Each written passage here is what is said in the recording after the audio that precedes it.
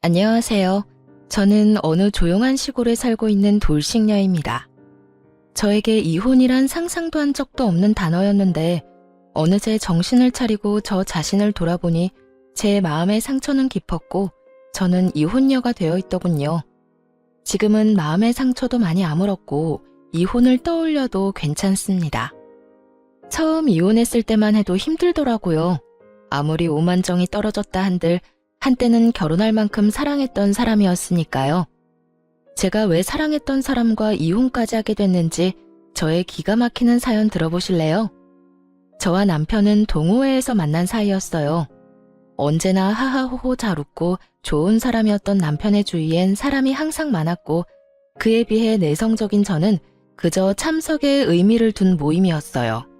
그러던 어느 날 남편이 저에게 말을 걸어오더라고요.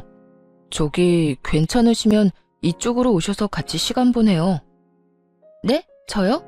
아, 네. 감사합니다. 남편은 내성적인 제가 모임에 잘 적응할 수 있도록 저를 잘 챙겨주었고 전 자연스럽게 그런 남편에게 마음이 가더라고요.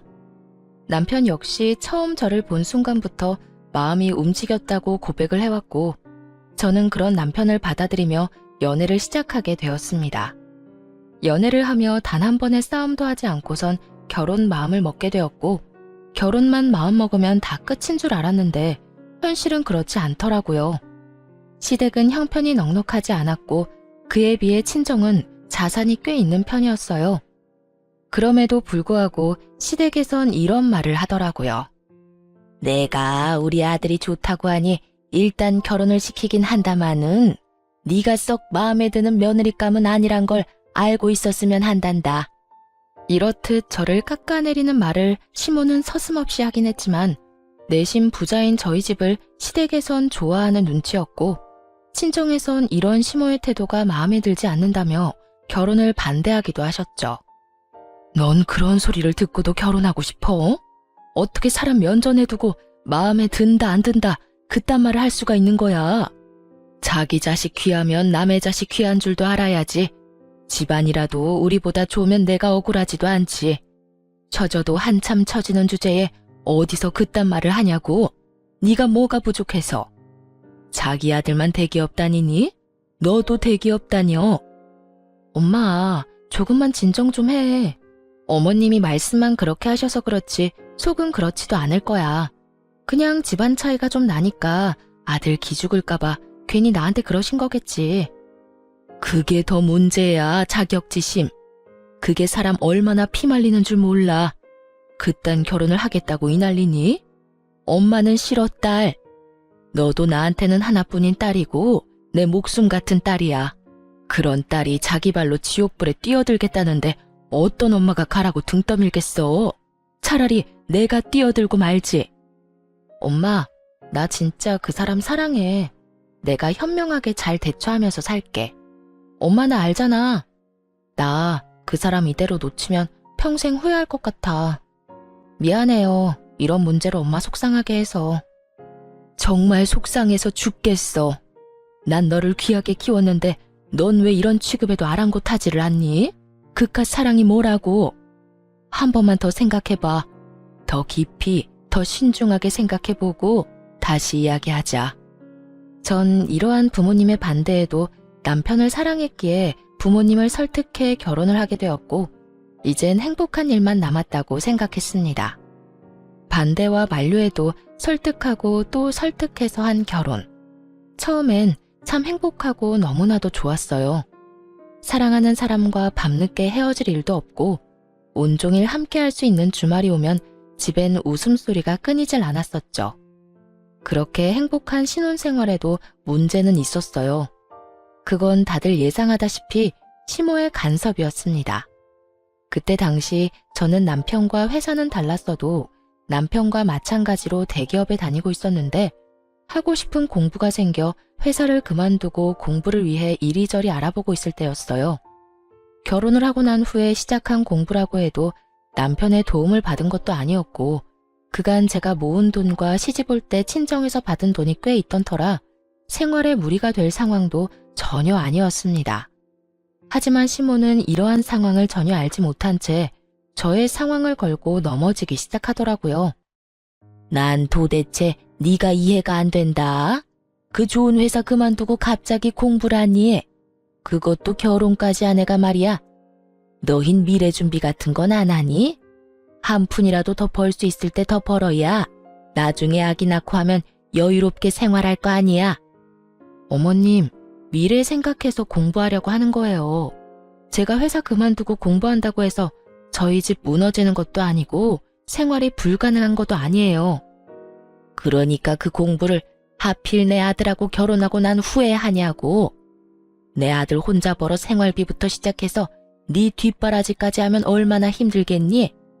왜 내 아들이 힘들게 번 돈으로 네 뒷바라지까지 해야 하냐니 말이다. 지금 하는 공부도 그이가 벌어다주는 돈으로 하는 것도 아니고요. 제가 공부하려고 따로 모아뒀던 돈으로 시작하는 거예요. 그리고 제가 일을 쉬고 공부를 시작했다고 한들 그이가 집에 생활비를 더 많이 주는 것도 아니고 평소대로 저하고 그이 반반씩 내서 생활하고 있기도 하고요. 뭘 걱정하시는지 충분히 아는데 그런 걱정은 안 하셔도 돼요. 걱정이 되는데 어떻게 걱정을 안 하니?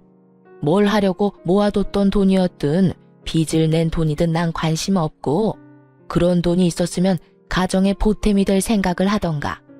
이때껏 네 남편 힘들게 키워준 이 시어머니한테 용돈 줄 생각을 해야지.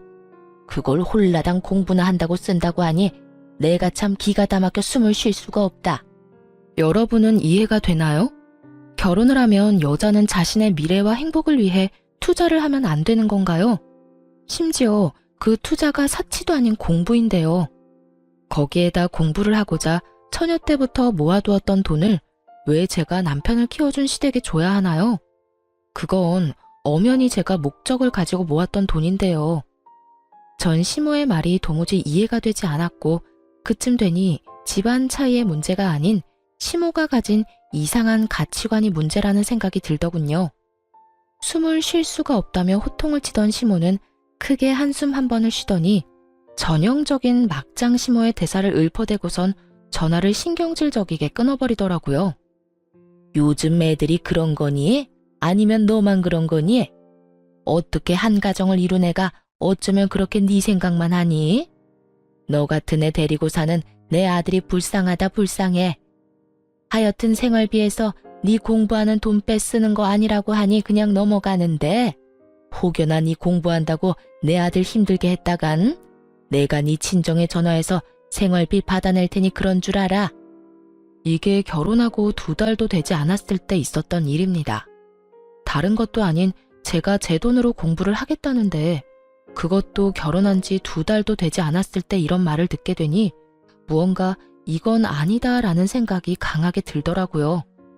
이런 이상한 가치관과 이상한 성격의 시모라면 앞으로 내가 존경하며 살 수는 없겠다라는 생각도 들었고요. 전 이런 시모의 말에 대해 남편은 어떻게 생각하는지 궁금했고 그날 저녁 남편에게 시모가 한 말을 전하면서 묻게 되었어요. 어머님이 그러시던데 당신은 어떻게 생각해? 당신도 내가 이기적이라고 생각해? 뭐? 엄마가 그랬다고? 엄마는 도대체 왜 그러는지 몰라.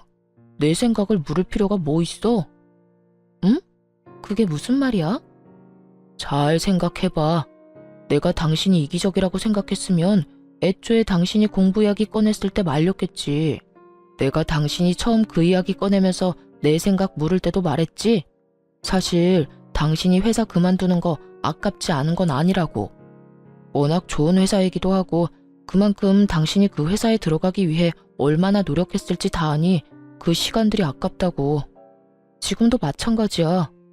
당신이 노력한 시간들이 아무 의미가 없어질까봐 아깝다고 한 것뿐이지 당신이 새로운 도전을 하겠다는 것을 이기적으로 생각한 적? 맹세하건대 단 한 번도 없어. 역시 당신은 나랑 생각하는 게 비슷할 거라 생각했어. 그렇게 말해줘서 고마워. 사실 나 조금 혼란스럽기도 했거든. 고맙긴 당연한 거야. 당신이 이상한 짓을 하는 것도 아니고 공부한다는데 응원은 못해줄 망정 그걸 말리는 사람이 이상한 거지. 그러니까 당신은 엄마 말 무시하고 당신 하고 싶은 거 다 해봐.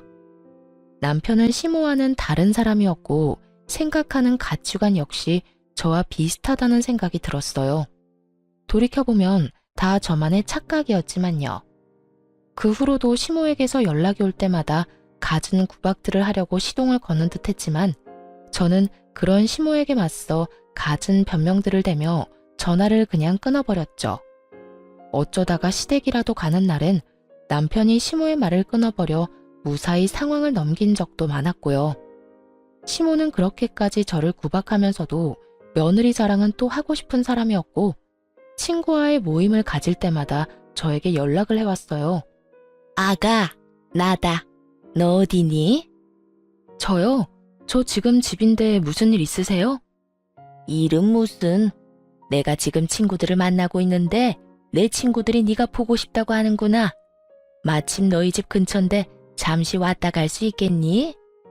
제가 시모 친구들과 친한 것도 아니고 그분들이 제가 보고 싶을 이유가 뭐가 있겠어요? 그냥 저에게 계산하러 오라는 말을 애둘러 저렇게 하는 것이었죠. 전 그런 시모의 의중을 알고 있었고 그 정도쯤이야 해주자는 마음으로 연락이 올 때마다 모임 장소로 가 계산을 해주거나 여의치 않을 땐 용돈을 보내주기도 했습니다. 때론 모임에서 여행을 간다고 하면 남편을 생각해서 남편이 줬다고 하며 용돈 봉투를 드리는 일도 있었죠. 이렇게 저는 제 나름대로 시비를 걸어오는 시모를 적절하게 구워 삶아가며 지내고 있었고 가끔 제가 드리는 용돈 봉투에 나름 만족을 한 시모는 처음처럼 저를 심하게 대하진 않았죠. 그러던 어느 날 친정에서 연락이 오더라고요. 엄마는 꽤나 진지한 목소리로 노후 계획을 저에게 알려주시더라고요. 딸, 아빠랑 나 서울 생활 다 정리하고 조용한 시골에 가서 살려고 해. 정말? 좋지. 그렇지 않아도 아빠 나이도 있는데 너무 무리한다 싶기도 했었는데. 그래서 언제 가게? 서울에서 많이 먼 곳으로 갈 거야? 아니, 많이 멀진 않고 그냥 조용한 곳으로 가려고. 조만간 가게 될 거야. 정리가 다 되는 대로 가려고. 그래서 하는 말인데 정리하는 대로 우리 노후 자금 빼곤 너한테 미리 네 몫은 다 주려고 하는데 괜찮지? 아, 괜찮겠지. 우리가 네 돈 뺏는다는 것도 아니고 준다는데 너가 안 괜찮을 리가 있겠어? 놀랐어요. 갑자기 재산을 준다니까 놀라울 수밖에요. 아, 잠깐만. 무슨 재산을 1, 2만 원 용돈 준다는 듯이 간단하게 넘겨주는 거야. 난 아직 마음의 준비가 되지 않았다고. 돈 받는데 무슨 마음의 준비? 남들은 못 받아서 안달이라는데 넌 무슨 애가 이리도 욕심이 없어? 욕심이 없는 게 아니라 상황이 그렇잖아. 아빠나 엄마는 아직 정정한데 재산 정리를 왜 벌써 해?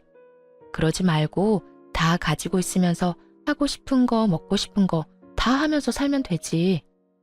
우리 건강한 거 우리도 잘 알고 먹고 싶은 거 하고 싶은 거 할 돈은 빼고 주는 거니까 그런 걱정도 하지 말고. 우리 이제 골치 아픈 건 생각 안 하고 살고 싶어서 그래. 오죽했으면 다 정리하고 시골 가서 산다는 마음을 먹었겠니? 돈 가지고 있으면 또 투자하고 싶고 투자하다 보면 사업하고 싶고 그렇게 되면 네 아빠가 시골까지 가서 가만히 쉬고 있겠니? 그러니까 네 아빠 쉬게 만드는 길이다 생각하고 받아. 노후엔 나도 네 아빠랑 오붓하게 조용하게 좀 살아보자, 딸. 이렇게까지 말씀하시는데 어쩔 도리가 없더라고요. 사실 돈을 달라는 것도 아니고 준다는데 싫은 것도 아니었고요. 결국 전 부모님의 뜻에 따르기로 했고 부모님은 빠르게 자산들을 정리하기 시작하셨어요. 재산이 좀 된다는 건 알고 있었지만 부모님이 마음먹고 정리를 시작하니 동산, 부동산, 현금 자산까지 80억 가까이 되더라고요. 부모님은 먼저 말씀하신 대로 노후 자금과 혹시 모를 상황에 대비한 건물 한 채만 빼곤 거의 저에게 물려주시게 되었습니다. 이러한 과정에서 남편도 자산 규모와 함께 그 큰 금액이 저에게 들어온다는 사실을 알게 되었고 저보다 더 들떠한다 싶더니 점점 변해가기 시작하더라고요. 아무래도 들뜬 남편의 행동이 위험하다 싶었는데 결국 남편은 사고를 치고야 말았습니다. 대기업을 다니던 남편은 대출이 잘 나왔는데 어느 날부터 제게 묻지도 않고 대출을 턱턱 내서 돈을 쓰고 다니기 시작하더라고요. 그런 행동의 시작은 차였어요. 어느 날은 저에게 묻지도 않고 외제차를 떡하니 사와 저에게 당당하게 그 대출금을 갚아달라고 하는 것이 아니겠어요? 여보, 이것 봐라. 나 차 바꿨어. 어때? 죽이지? 죽이지 않냐고 묻는 남편을 보며 정말 그 입을 틀어막아 죽여버리고 싶더라고요. 남편이 원래 타고 다니던 차도 멀쩡했는데 저에게 상의 한마디 없이 한두 푼도 아닌 차를 떡하니 사왔으니 이런 마음이 드는 것도 무리는 아니었죠. 갑자기 차를 바꾸긴 왜 바꿔? 전에 타던 차도 멀쩡했잖아. 아니, 무슨 돈으로 바꾼 거야? 당신한테 이렇게 큰 돈이 어디 있다고? 나한텐 없어도 당신한테 있잖아. 일단 대출 내서 샀지. 그러니까 당신이 좀 갚아줘. 나 이 차 사는 게 내 꿈이었단 말이야. 내 소원 들어준다 치고, 응? 응? 당신이 안 갚아주면 나 월급 통으로 대출금 갚아야 해. 도와줄 거지? 갚아줄 거지. 당신한텐 이 정도 돈이야 껌이잖아. 정말 절도 한숨이 다 나오더라고요. 정말 내가 알던 남편이 맞는 것인지, 내가 사랑했던 남자가 이렇게 철이 없던 남자가 맞는 것인지, 5만 가지 생각이 스치며 한숨이 끊이지 않고 나오더라고요. 그 돈이 어떤 돈인데 그걸 이딴 식으로 쓰라고? 당신 제정신이야? 꼭 필요한 것도 아니고 사치나 부리라고 우리 부모님께서 돈 준 줄 아냐고. 애도 아니고 한두 푼짜리도 아닌 차를 충동적으로 사면 어쩌겠다는 거야? 생각이 있어 없어? 내가 오죽 갖고 싶었으면 이렇게까지 했겠어? 그러지 말고 자기야, 한 번만, 딱 한 번만 도와줘. 앞으로 이런 일 절대로 없도록 할게. 응? 아, 이번이 처음이자 마지막이야. 한 번만 더 이딴 식으로 행동했다간 정말 국물도 없어. 응, 물론이지. 여보 사랑해. 생각 같아선 차고 남편이고 확 반품을 해버리고 싶은 심정이야 굴뚝 같았지만 그때까진 이혼 생각이 전혀 없었기에 다신 이런 일 벌이지 말란 경고만 하고 대출금을 갚아주게 되었습니다. 지금 생각하면 제가 참 한심하지만 그땐 돈보단 남편이 더 중요하다는 생각이 컸던 것 같아요. 미련스럽게도 말이죠. 마지막이라고 했던 남편은 점점 씀씀이가 해퍼진다 싶더니 어느 순간부턴 생활비마저 주지 않더라고요. 여보, 이번 달 생활비 또 안 들어왔더라? 왜 나한테 생활비 안 줘? 요즘 힘들어?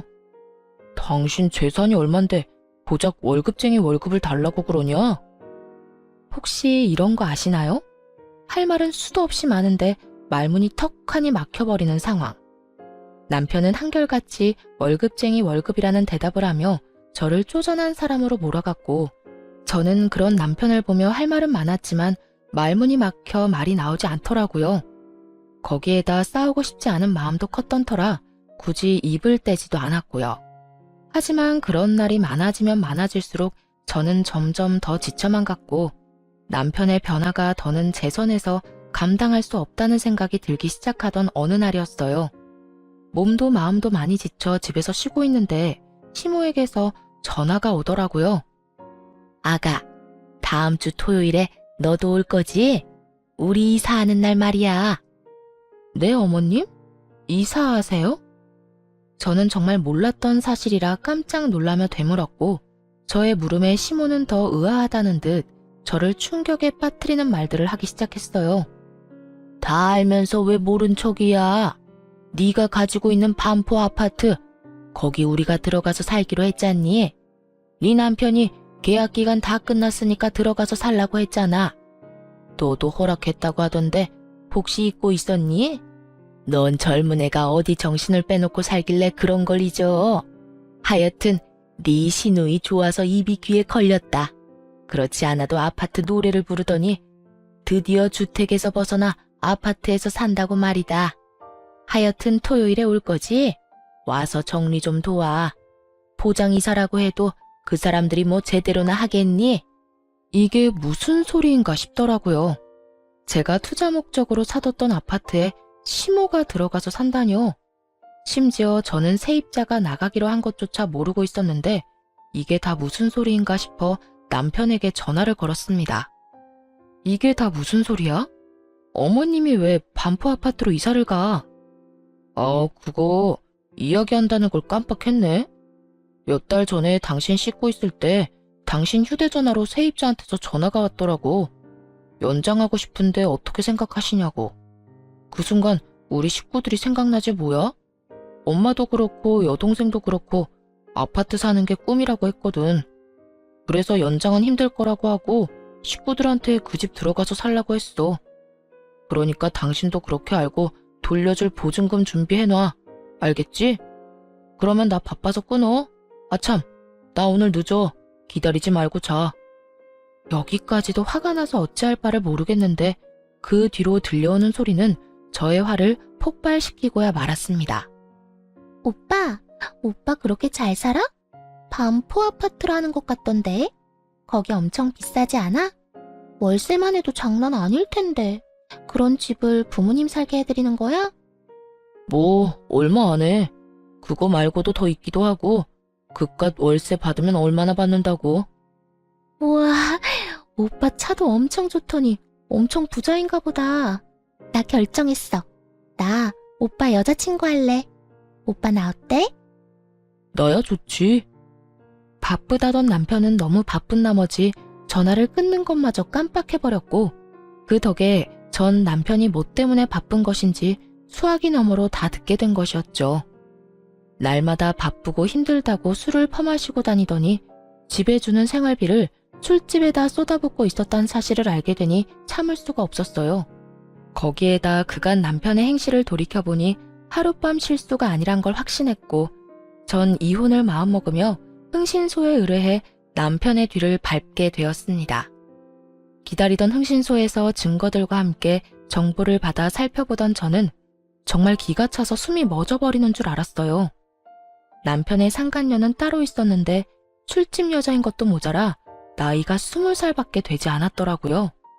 심지어 그 여자에게 집까지 마련해준 상태였는데 대출을 받아 보증금을 해주고 월세로 큰 금액을 내고 있는 상황이더군요. 거기에다 생활비에 사치비용까지 대고 있었으니 현금 서비스를 비롯해 대출을 받아가며 그 많은 돈을 충당하고 있더라고요. 이렇듯 살림까지 차려주고도 만족이 되지 않았는지 여전히 업소를 들락날락하고 있기도 했고요. 그 많은 정보와 사진 중 단연 충격이었던 건 녹음 파일이었어요. 그 파일은 두 사람이 대화를 나눈 내용을 녹음한 파일이었는데 그 내용이 정말 가관이더라고요. 오빠, 그래서 이혼은 할 거야? 이혼? 지금 생각으론 이혼은 안 하는 게 여러모로 좋을 것 같아. 알아보니 상속받은 재산은 분할이 안 된다고 하더라고. 그 여자가 가지고 있는 재산 대부분이 물려받은 건데 이혼하면 그 돈은 한 푼도 못 건질걸? 정말? 그러면 이혼하지 말고 그냥 그 여자 옆에 딱 붙어 살아. 난 괜찮으니까. 난 그저 오빠가 이렇게 날 사랑해주는 마음만 해도 충분해. 그깟 호적 뭐가 중요해? 마음은 나한테 있는데. 그래, 그렇게 생각해준다면 너무 고맙지.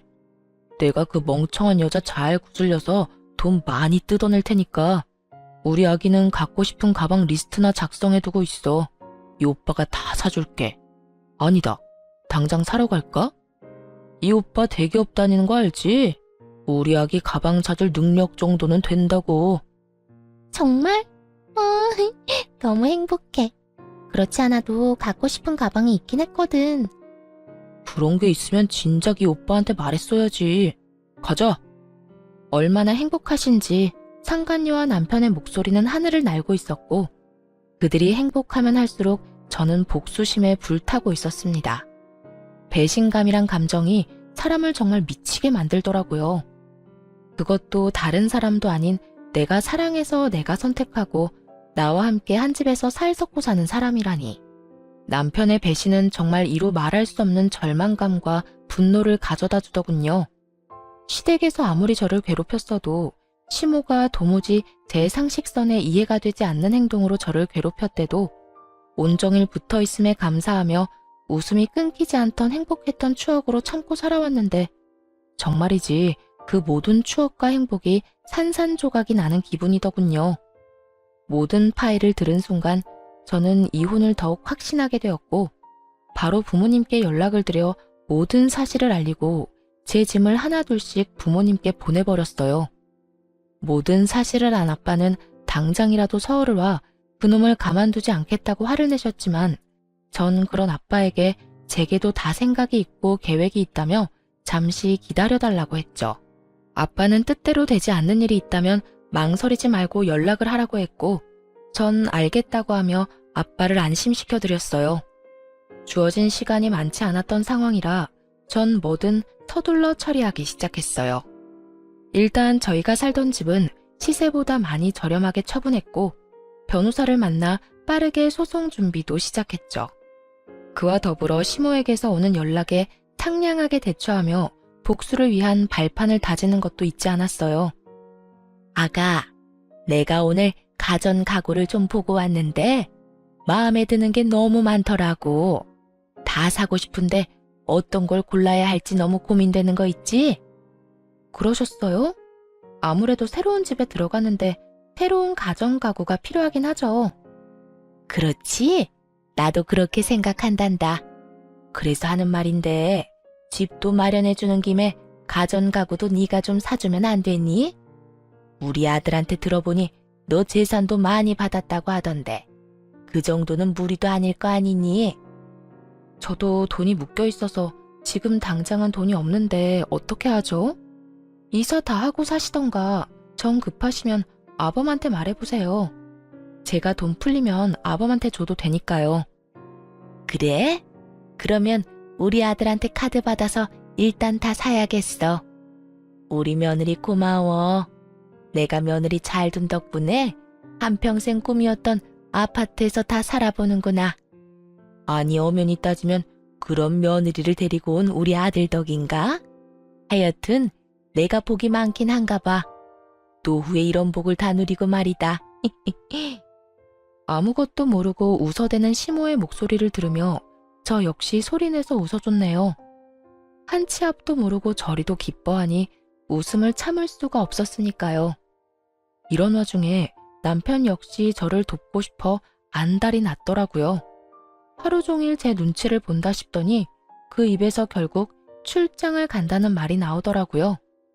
그렇지 않아도 남편이 눈치채지 못하고 이혼 준비를 하느라 힘들었는데 제 발로 알아서 나가준다니 저에겐 이보다 큰 도움은 없으니까요.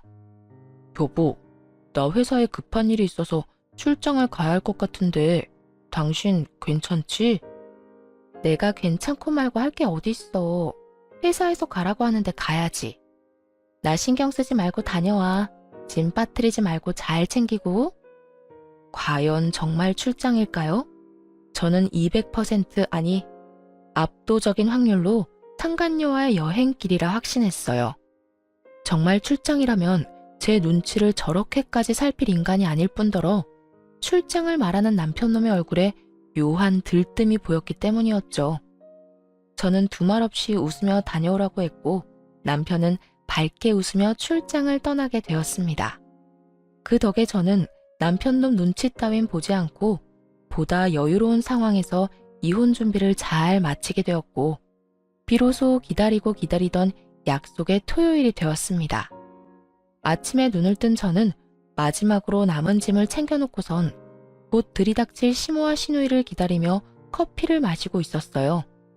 얼마 지나지 않자 거칠게 문을 두드리는 소리와 함께 벨소리가 들려왔고 제가 문을 열어주니 화가 난 시모와 시누이가 집으로 들어오더라고요. 언니, 이게 다 무슨 말이에요? 집을 팔았다뇨? 그 집을 왜 팔아요? 오늘 우리 이사하기로 한 거 잊었어요? 그러게나 말이다. 내가 얼마나 황당했는 줄 아니? 새벽 대바람부터 이삿짐 챙겨서 갔는데 다른 사람이 집에서 나오길래 얼마나 놀랬는데. 그렇습니다. 전 사는 집을 정리하며 반포 아파트마저 처분해버렸고 그 집엔 새로운 집주인이 살고 있었던 것이었어요. 물론 시세보다 저렴하게 처분하게 되어 아깝긴 했지만 제 계획대로 다 흘러가게 되었으니 그 정도는 감수할 만했습니다. 그 덕에 시모와 시누이의 이런 꼴까지 볼 수 있었으니 말입니다. 시모와 시누이는 당황스러움과 혼란스러운 현실 앞에 얼굴을 붉히며 저에게 따지고 들었고 전 마시던 커피를 마저 마시곤 두 사람 앞에 섰습니다. 그 집 판 거 맞아요. 내 집 내가 처분하겠다는데 두 사람이 왜 이 난리예요? 그걸 몰라서 물어요? 그 집 우리가 들어가서 살기로 했다고요. 우리 오빠가 그 집 이제 우리 집이니까 들어가서 살면 된다고 했다고요. 그런데 그 집을 팔면 어떻게 해요? 어떻게 하긴 어떻게 해. 길거리에 나앉는 거지. 아직도 상황 파악이 안 되니? 나 잘난 네 오빠랑 이혼할 거야. 이혼할 판국에 전 남편 식구들 살라고 월세 꼬박꼬박 나오던 집 비워주는 머리 빈 여자가 어디 있니? 뭐라고요? 이혼이요? 갑자기 무슨 이혼이에요? 그런 말 없었잖아요. 갑자기 이혼이라. 그래, 나도 갑작스럽긴 하다.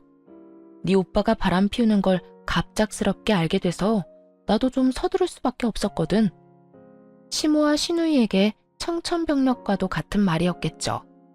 이제야 낡아빠진 주택을 벗어나 넓고 깨끗한 아파트에서 살게 됐다고 신나서 이삿짐까지 꾸려왔는데 눈앞에서 꿈이 사라졌으니 그 충격 말로 다할 수 없는 상황 아니겠어요? 두 사람은 현실을 부인하고 싶은 듯 자신의 오빠는 자신의 아들은 절대 그럴 리가 없다며 도리어 제가 오해한 것이라고 우겨대기 시작했어요. 오빠가 바람이요? 설마 아닐 거예요. 우리 오빠가 왜 그런 미친 짓을 하겠어요? 언니, 혹시 우리한테 집 내주기 싫어서 이런 거예요?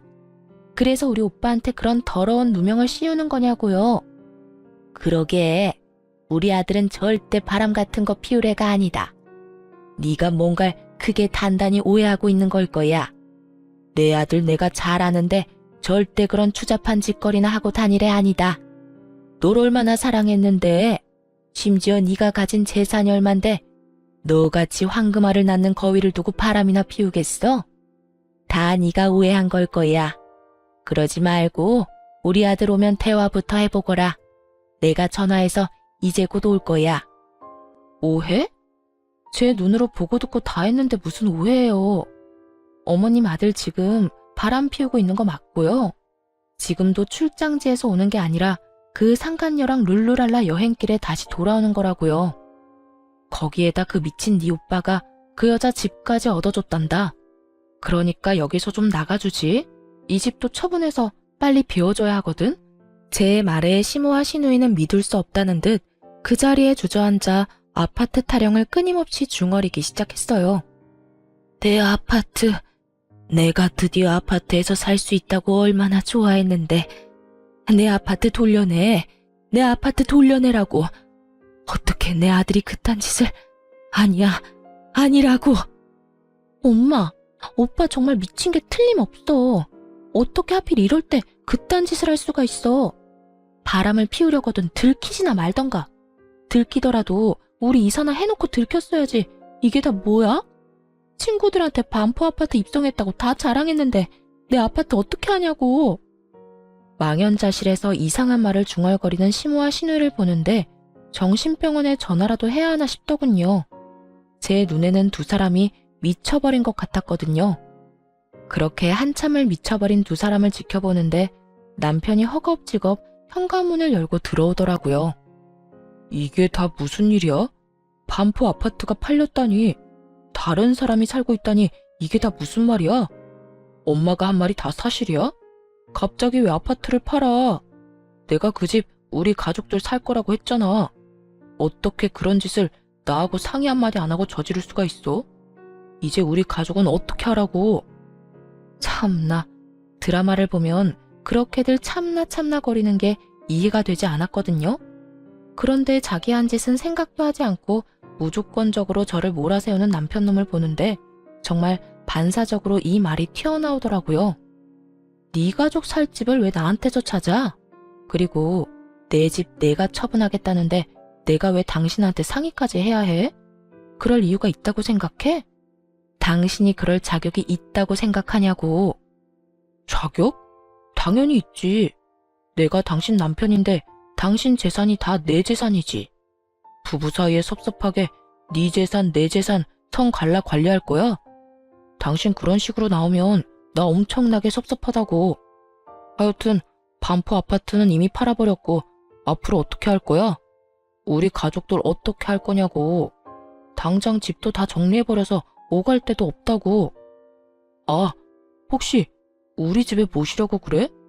그렇구나. 하긴 우리 두 사람 살기엔 넓긴 하지. 남편 역시 제정신이 아닌 듯 저는 그 어떠한 말마디를 하지 않았는데 스스로 희망 고문을 하기 시작하더라고요. 그런 남편 놈을 지켜보는 재미도 없지 않아 있었지만 이제 그만 마무리를 해야 할 때가 되었다고 생각했어요.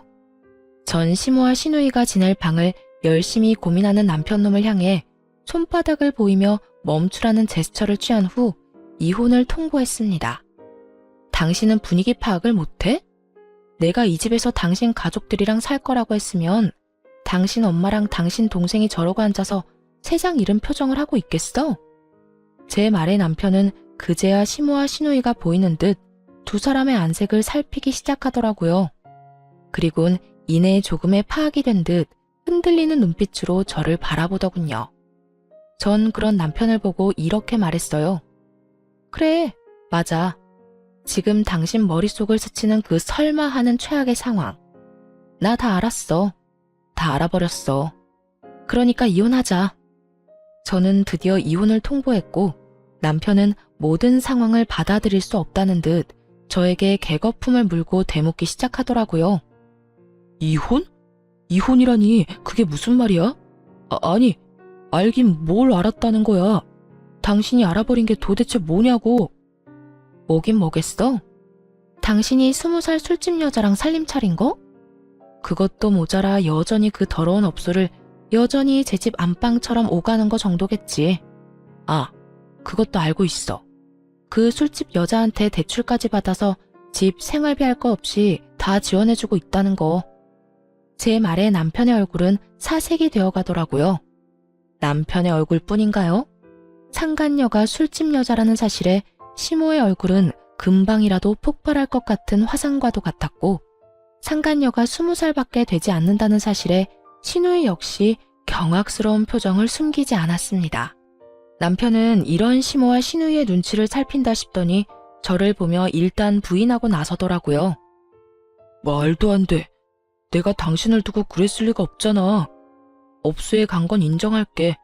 그런데 그것도 자주 가지도 않았고 그저 접대 목적으로 몇 번 갔던 것뿐이야. 가서도 딱 술만 마시고 왔어. 정말이야. 나 알잖아 여보. 내가 얼마나 당신만을 사랑하는데. 내가 당신 같은 여자를 두고 미쳤다고 그딴 짓을 했겠어?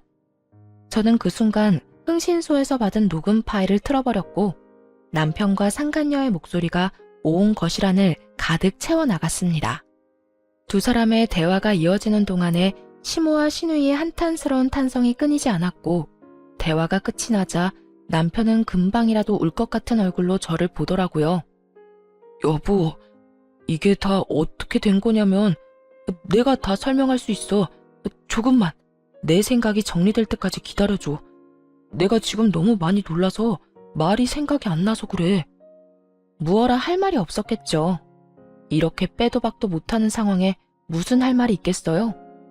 남편의 머리 굴리는 소리가 온 거실을 채우는 듯했고 전 그런 남편을 비웃어주며 말을 했어요. 얼마나 다행스럽던지. 내가 혹여나 당신한테 내가 가진 돈이라도 줬더라면 그년 집, 생활비, 심지어 가방까지 그 모든 걸 내 돈으로 해결했을 거 아니야? 대충 내가 알아본 것만 해도 대출금이 어마어마하던데 도대체 어떻게 해결하려고 겁도 없이 대출을 그렇게나 받았대? 아무리 대기업이 좋다지만 그 정도까지 감당할 능력이 된다고 생각해? 너 이제 끝이야. 퇴직금 탈탈 털어넣어도 대출금 상환은커녕 내 위자료도 못 줄 거라고. 현실적인 액수들이 제 입에서 쏟아져 나오고 남편은 그제야 자신이 무슨 짓거리까지 하고 있었는지 깨달은 듯 자리에 무릎을 꿇고 앉더라고요. 맥이 다 풀려버린 듯 그대로 무너진 남편놈은 자기 머리를 잡아 뜯더니 아주 생각나는 대로 짓거리더군요. 여보, 제발 한 번만 용서해줘. 내가 정말 미쳤었나 봐. 내가 없이 살다가 갑자기 그렇게 큰 돈이 당신한테 생겼다고 하니까 그 돈이 마치 내 돈처럼 느껴지면서 정신이 나갔었어. 내가 당신한테 그러면 안 되는 건데. 그 순간에는 내가 그런 사리분별을 할 정신조차도 없었다고. 그러니까 나 한 번만 용서해주면 안 될까? 우리 집엔 아무것도 안 해줘도 돼. 그냥 나 하나만 좀 용서해줘. 나 당신 없이 못 사는 거 알잖아. 당신도 나 사랑하잖아. 아니, 사랑했잖아. 우리 행복했던 순간도 많았잖아. 그러니까 그 추억 떠올리면서 나 한 번만 더 받아줘. 응? 행복했던 순간이라고 하더라고요. 그 행복했던 순간을 산산조각 내 두 번 다시 떠올리게 만들고 싶지도 않게 만든 사람이 누군데 감히 제 앞에서 그 순간을 들먹거리다니. 저는 그 순간 남편 놈이 용서가 되지 않았고 그대로 제 앞에 무릎을 꿇고 앉은 남편의 뺨을 때려버렸어요. 그리곤 외도 사진들을 던져주며 이렇게 말했습니다. 용서? 이딴 걸 다 봐버렸는데 넌 용서가 될 것 같아? 넌 내가 정말 우습구나. 이 와중에 용서란 단어를 입에 올리는 걸 보니까 말이야. 그리고 어디서 감히 추억을 들먹여? 그 행복했던 모든 순간을 떠올리기도 싫어. 과거 일로 만든 사람이 누군데? 제발 부탁하는데 더는 구질구질하게 굴지 말고 이혼해. 단호한 저의 태도에 남편은 제 바지가랑이를 붙잡고 매달리기 시작했고 전 그런 남편을 힘껏 뿌리치며 남편 주머니에 있던 차키를 빼앗아 버렸어요. 차키는 왜? 내 차키야. 내 차라고. 야, 정신 차려. 네가 입고 걸치고 몰고 다니는 것 중에 네 거라고 할 수 있는 게 있다고 생각하니? 네가 사랑하는 그 차, 그거 내 명의인 거 잊었어? 네가 나한테 말도 없이 대출받아 덜컥 사온 네 차, 대출금 갚아주는 조건으로 내 명의로 바꾼 거 잊었냐고. 돈도 내가 내고 명의도 내 명의인데 그 차가 왜 네 차야? 여보, 그 차만 나 주라. 그 차만 나 주면 내가 조용히 분말 없이 이혼해 줄게. 당신도 내가 끈질기게 굴면 귀찮을 거 아니야. 그러니까 그 차만 나 줘. 그러면 내가 지금 당장이라도 도장 찍고 당장 이혼할게. 응? 아니, 그냥 끈질기게 굴어. 난 전혀 귀찮지 않아. 난 차고 넘치는 돈으로 능력 있는 변호사 선임할 거고 그 변호사분들이 알아서 다 해주실 건데 내가 뭐가 귀찮겠니? 그러니까 너도 없는 살림에 변호사 선임 잘해서 소송 잘 해내. 기대할 테니까. 저는 그대로 집을 나와버렸습니다. 그 후 진행된 이혼은 결혼과는 달리 순조롭게 진행되었어요. 워낙 증거가 확실했던 터라 이혼은 당연했고 그만큼 위자료도 받을 수 있었죠. 상간녀 소송 역시 저의 승소로 끝이 나며 상간녀에게도 위자료를 받을 수 있었습니다.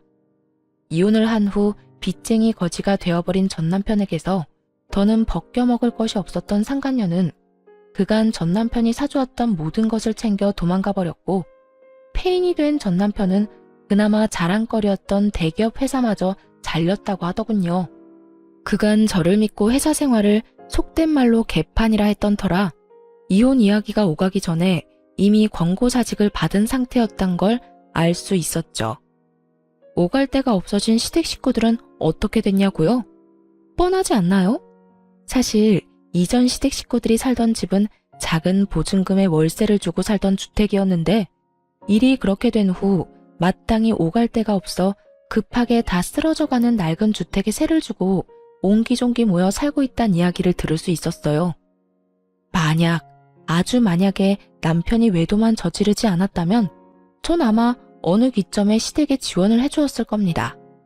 그만큼 남편을 사랑했고 미우나 고우나 사랑하는 남편의 가족이기에 그 가족이 보다 편안한 환경에서 누릴 수 있는 만큼 누리며 살았으면 하는 마음도 있었으니까요. 아니, 남편이 외도를 저지르기 전 시모가 가만히 있기라도 했다면 그래도 며느리인 제가 어련히 알아서 잘 모셨을 텐데 이 모두가 자기 팔자 자기가 꼰 거 아닐까요? 전 그렇게 생각하고 있습니다. 그 후로 전 잘 지내고 있습니다. 마땅히 직장을 다니고 있던 것도 아니었고 하고 있던 공부는 온라인으로도 가능했던 터라 모든 서울 생활을 청산하고 부모님이 계신 시골에 내려오게 되었어요. 이곳에서 지내며 저는 상처로 인해 너덜너덜해진 마음을 안정시켰고 그 모든 과정엔 사랑하는 부모님이 곁에 계셨기에 전 잘 이겨낼 수 있었습니다. 아직도 기억나는 아빠의 말씀이 있어요. 딸, 사람이 살다 보면 크게 넘어지는 날이 있단다. 그런 일이 있을 때 넘어져서 울고만 있다면 너에게 뭐가 남겠니? 넘어지는 것이 무서워 아무것도 하지 않고 그 자리에서 울고만 있다면 우리 딸이 그간 걸어왔던 그 많은 걸음걸음이 너무 슬프지 않겠니? 크게 넘어질수록 크게 성장하는 법이야. 크게 넘어졌을 때 힘들더라도 털고 일어서면 다시 내딛게 되는 걸음걸음에 좋은 밑거름이 될 거다. 그러니 지금 많이 슬퍼하되 털고 일어날 땐 그 슬픔도 다 털고 가벼운 마음으로 크게 한 발 내딛거라. 알겠지? 전 아빠의 말씀대로 슬픔도 아픔도 다 털어냈고 다시 한 발 내딛게 되었습니다. 힘든 만큼 공부에 집중했고 그 결과 공인중개소를 열게 되었어요. 사실 제가 하던 공부는 공인중개사 공부였는데 평소 땅에 관심이 많기도 했고 직장 생활보단 그쪽이 더 저에게 맞는 것 같아 시작한 공부였어요. 악착같이 노력한 만큼 자격증을 취득하게 되었고 전 제가 원하던 일을 하며 새로운 삶을 시작하게 되었습니다. 중개 일을 하다 보니 경매에도 관심이 생겼고 요즘엔 임장 활동을 하며 경매도 공부하고 있어요. 전 앞으로도 더 나은 제 삶을 위해 노력하며 행복하게 살아가 보려 합니다. 다들 응원해 주실 거죠? 이렇게 저의 길었던 이야기도 끝이 났네요. 제 이야기 들어주신 모든 분 감사합니다. 좋은 하루 되세요.